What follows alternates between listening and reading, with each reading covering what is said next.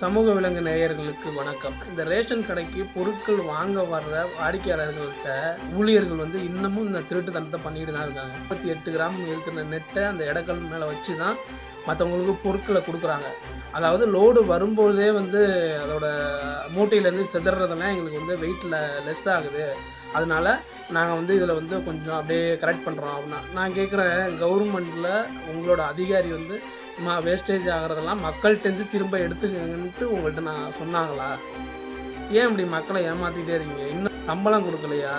இல்லை உங்களுக்கு பொருட்களுக்கு எதுவும் கஷ்டமா? சொல்லுங்கள், அந்த மக்கள்கிட்ட சொல்லுங்கள். உங்களுக்கு கஷ்டப்படுற மக்களுக்கு கொடுக்குற அந்த பொருட்களில் கூட அந்த திருட்டுத்தனத்தை காட்டி அதை சம்பாரித்து அப்படி என்ன பண்ண போகிறீங்க?